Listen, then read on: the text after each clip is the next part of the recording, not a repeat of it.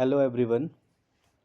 आज हम रीजनिंग के टॉपिक की शुरुआत करेंगे जो बहुत सारे एग्ज़ाम्स में जो है अक्सर पूछे जाते हैं। सिटिंग अरेंजमेंट के बारे में हम डिस्कशन करेंगे इस क्लास में। तो आज हम इसके बेसिक्स जानेंगे कि ये कैसे जो है हम इन क्वेश्चन को सॉल्व करते हैं। बाकी हम इसके कुछ क्वेश्चन भी डिस्कस करेंगे, बट पहले हम इसके बेसिक्स सीखेंगे बिल्कुल जीरो लेवल से। तो सबसे पहले हम समझते हैं जो है अपना रीजनिंग होती क्या है। तो रीजनिंग जैसे कि सिंपल हम समझ सकते हैं कि हमारी तर्क की शक्ति, हम कैसे सोचते हैं, कैसे समझते हैं, ठीक है, वो हमारा आ जाता है रीजनिंग में। ठीक है जी। तो तार्किक शक्ति जो होती है इंसान की, उसको हम रीजनिंग बोलते हैं। The action of thinking about something in a logical sensible वे।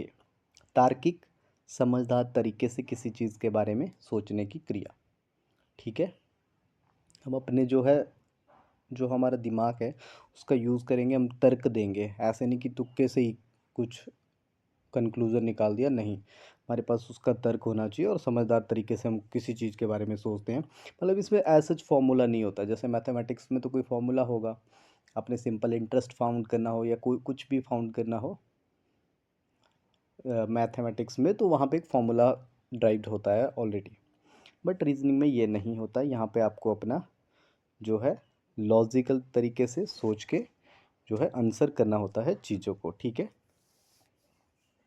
जो ये ऑलमोस्ट ऑल गवर्नमेंट एग्ज़ाम्स में ये क्वेश्चन पूछे जाते हैं। मोस्टली ये बैंक एग्ज़ाम्स, इंश्योरेंस, स्टेट और अपना जो हो गया एसएससी और सीसेट और डिफरेंट स्टेट एग्ज़ाम्स में जो है ये पूछा जाता है। कोई भी किसी भी स्टेट का पुलिस या पटवारी कोई भी पेपर हो, वहाँ पे ये अक्सर क्वेश्चन इससे आते हैं। तो what are the topics asked in the logical reasoning section. तो पहले हम कुछ टॉपिक देख लेते हैं कि लॉजिकल रीजनिंग सेक्शन में कौन कौन से टॉपिक पूछे जाते हैं। ब्लड रिलेशन, कोडिंग डिकोडिंग जो हम पढ़ेंगे आगे इस सीरीज़ में, direction test, sitting arrangement, puzzles, input output, syllogism, ये तो कुछ बैंकिंग के जो टॉपिक्स है। Alphanumeric series, mirror images, statement and conclusions, argument are included in the logical reasoning syllabus. तो आज हम जो पढ़ेंगे वो हमारा टॉपिक है सिटिंग अरेंजमेंट। ठीक है। तो आगे देखते हैं how to solve logical reasoning questions. Sorry.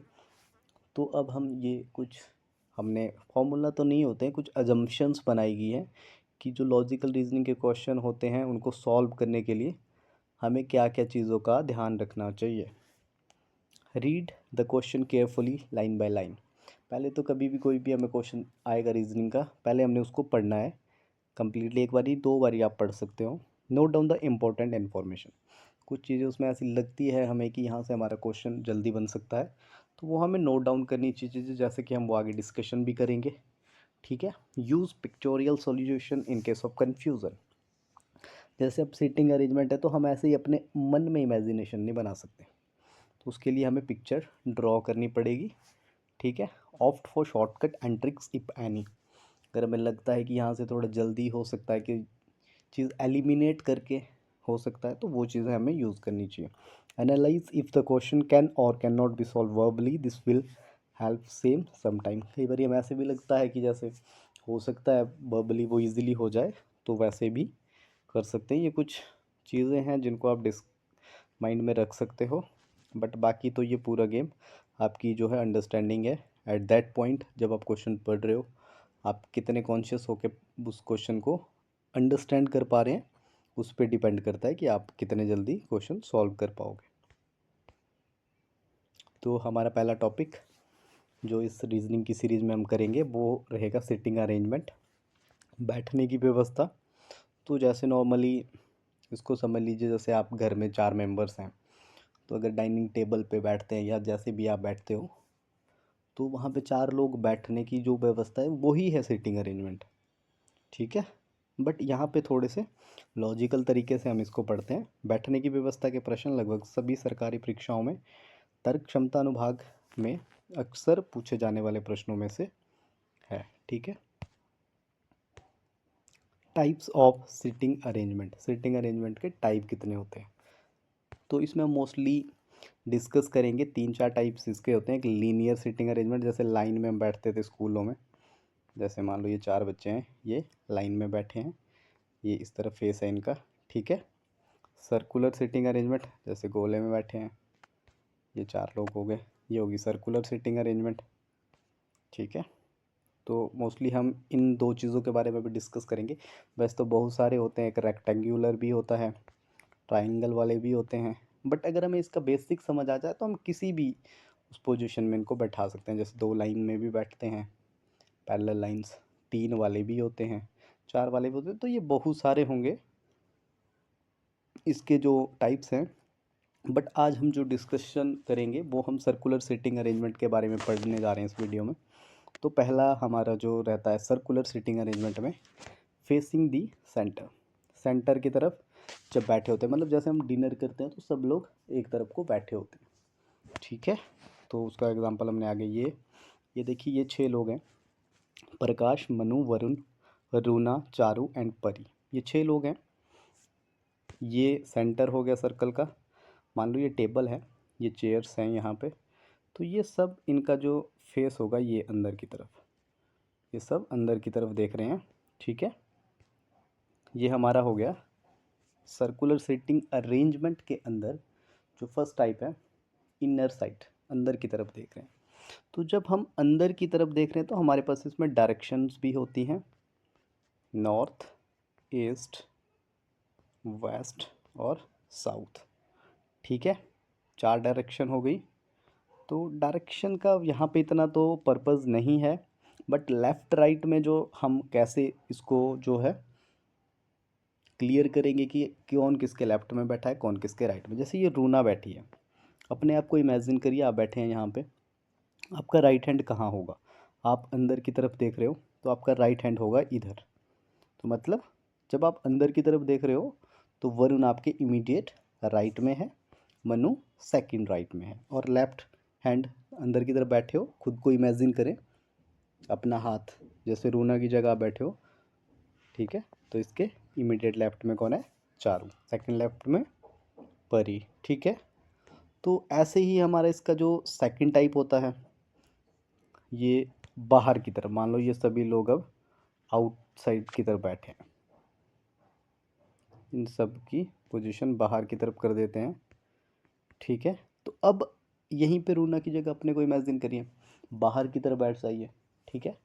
तो अब वरुण हो जाएगा आपका इमीडिएट लेफ्ट, क्योंकि आपका लेफ्ट हैंड उस साइड को हो गया ना, और चारू होगी इमीडिएट राइट।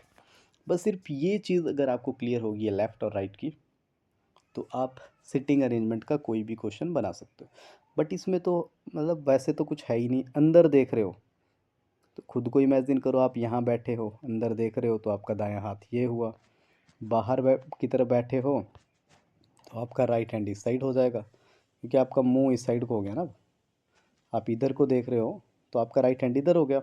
तो जब भी बाहर बैठे होंगे तो राइट, बस ये अकॉर्डिंग टू सिचुएशन आप जो है इजीली फाइंड आउट कर सकते हैं पोजीशंस को, ठीक है।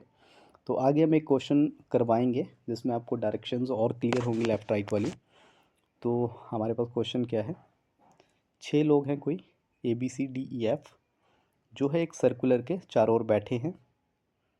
तो इसका सर्कल के चारों ओर बैठे हैं, और ये क्वेश्चन में मेंशन नहीं किया गया, बट ये सारे ना अंदर की तरफ बैठे हैं, इनर सर्कल, इनर साइड को बैठे हैं, ठीक है। अंदर की तरफ बैठे, तो हम एक सर्कल बना लेते हैं, 6 लोग हैं, ठीक है जी। ये हो गए 3 4 5, तो इक्वल डिस्टेंस में बैठे हैं ये सभी लोग, ठीक है।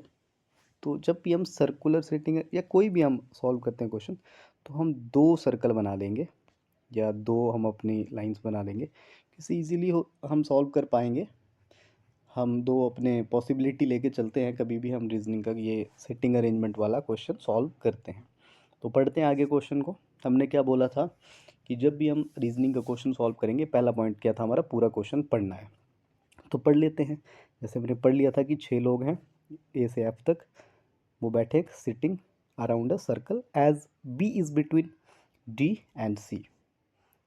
बी डी और सी के बीच में है, ए ई और सी के बीच में है, और एफ डी के दाईं ओर है। ज्ञात कीजिए कि ए और एफ के बीच में कौन बैठा है। तो हमने फाइंड करना है ए और एफ के बीच में कौन बैठा है। तो हमने यहाँ पे जो है दो पॉसिबिलिटी बना ली, ठीक है जी। तो हम आगे सॉल्व करते हैं क्वेश्चन को, अपना क्वेश्चन सॉल्व करते हैं। सबसे पहले हमने बोला था कुछ इंपॉर्टेंट लाइन, अब पहली लाइन से हम स्टार्ट करेंगे। B is between D and C. तो मान लो हम डी को यहाँ रख देते हैं, बी हमारा इसके बीच में आ गया, और सी। तो दो पॉसिबिलिटी लेने का हमारा मतलब ये था कि हमें नहीं पता है कि डी इस साइड है, डी इधर भी तो हो सकता है, सी इधर भी तो हो सकता है, बी तो फिर भी बीच में आया ना, ठीक है। तो ये था हमारा पर्पज़ मेन, दो पॉसिबिलिटी बनाने का। तो हमारी दोनों पॉसिबिलिटी यहाँ पे वर्क कर रही है। A is between E and C. अब यहाँ से हमारा थोड़ा सा क्वेश्चन सॉल्व होगा। A is between A and C, C तो यहाँ है, ए यहाँ आ नहीं सकता, तो ए हमारा यहाँ आ जाएगा। A is between E and C, तो ई हमारा यहाँ पे आ जाएगा। इस हिसाब से ए यहाँ आ गया, ठीक है, ये हमारा ए है। A is between E and C, ठीक है, इतना हो गया। And F is at the right of D, D के राइट में है एफ, तो यहाँ पे आ जाएगा। ये यहाँ पे एक पोजीशन बची है एफ, बट ये यहाँ पे लेफ़्ट है, अंदर की तरफ है ना फेस, तो ये लेफ़्ट में आ गया। ये वाली कंडीशन हमारी यहाँ पे हो जाएगी रॉन्ग, ठीक है। तो हमारी यहाँ पे डी के राइट में आ गया एफ, ये A C B D F. और क्वेश्चन क्या पूछा गया था, find who sits between A and F, A और एफ के बीच में कौन आता है। तो ए और एफ के बीच में कौन है, ई, ठीक है। तो हमारा क्वेश्चन बिल्कुल इजीली सॉल्व हो गया, तभी हमने दो कंडीशंस इसमें बनाई थी। तो हमारा दूसरी कंडीशन से बिल्कुल इजीली ये क्वेश्चन हमारा सॉल्व हो गया है, और आंसर हमारा इसका आ जाएगा ए और एफ के बीच में आ गया ई, ठीक है। आगे क्वेश्चन है 6 गर्ल्स पूजा कीमत प्रीति। ये क्वेश्चन है, एक बार इसको आप पढ़ लीजिएगा, ठीक है। ये इंग्लिश में है क्वेश्चन, और इसका स्क्रीनशॉट लेके आप इसको सॉल्व करने की कोशिश करिए, और कमेंट में आप जो है पिक्चर वो अपलोड भी कर सकते हैं अपना आंसर। पिक्चर तो वहाँ अपलोड होगी नहीं, पर आप राइट साइड से मतलब एक जगह को सेंटर मान के वहाँ से आप इसका आंसर दे सकते हो। बाकी ये हिंदी वालों के लिए हमारा क्वेश्चन, आप इसको सॉल्व कर लीजिएगा, हिंदी वाले यहाँ से स्क्रीनशॉट लेके, ठीक है। तो बाकी ये रही हमारी वीडियो, इसमें हमने कुछ बेसिक्स टॉपिक जो है डिस्कस किए। बाकी आपको कुछ समझ लगा इस वीडियो से तो आप हमारी वीडियो को लाइक कर सकते हैं, और चैनल को ज़रूर सब्सक्राइब कर दीजिएगा। Thanks for watching this video, bye bye.